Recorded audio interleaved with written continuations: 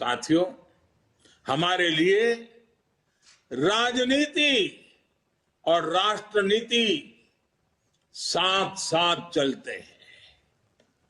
हम राष्ट्रनीति से राजनीति को अलग कर करके चलने वाले लोग नहीं हैं, लेकिन ये भी सच्चाई है कि अभी भी देश में दो तरह की राजनीति चल रही है। एक राजनीति है परिवार भक्ति की और दूसरी है राष्ट्र भक्ति की। केंद्रीय स्तर पर अलग अलग राज्यों में हमारे यहां कुछ राजनीतिक दल है जो सिर्फ और सिर्फ अपने अपने परिवार के हितों के लिए काम करते हैं। परिवारवादी सरकारों में परिवार के सदस्यों का स्थानीय निकाय से लेकर संसद तक में दबदबा रहता है। ये लोग भले ही अलग अलग राज्यों में हो, लेकिन परिवारवाद के तार से जुड़े रहते हैं। एक दूसरे के भ्रष्टाचार को ढककर रखते हैं। बीते दशकों में इस वजह से देश का बहुत बड़ा नुकसान हुआ है। इन परिवारवादी पार्टियों ने देश के युवाओं को भी कभी आगे नहीं बढ़ने दिया।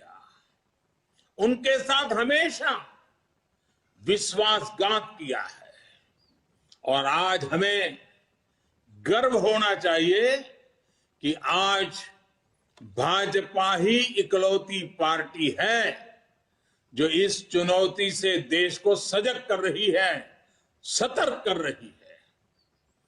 पहली बार भाजपा ने ही इसके खिलाफ बोलना शुरू किया और इसे चुनावी मुद्दा भी बनाया। मुझे इस बात का संतोष है कि देश के लोग, देश के युवा अब धीरे धीरे ये समझने लगे हैं कि किस तरह परिवारवादी पार्टियां लोकतंत्र की सबसे बड़ी दुश्मन है।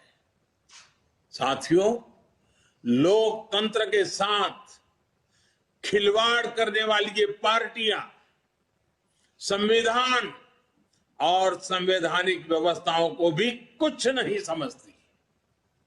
ऐसी पार्टियों से आज भी हमारे कार्यकर्ता अन्याय, अत्याचार और हिंसा के खिलाफ लोकतांत्रिक मूल्यों के साथ लड़ रहे हैं।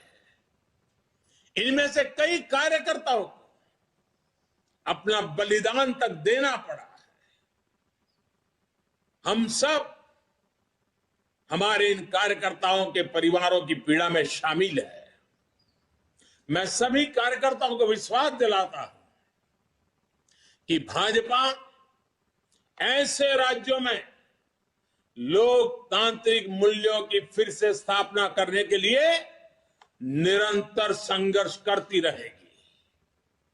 और ये महासंघर्ष, ये महायज्ञ तब तक चलेगा जब तक लोकतंत्र विरोधी ताकतों को हम परास्त नहीं कर देते।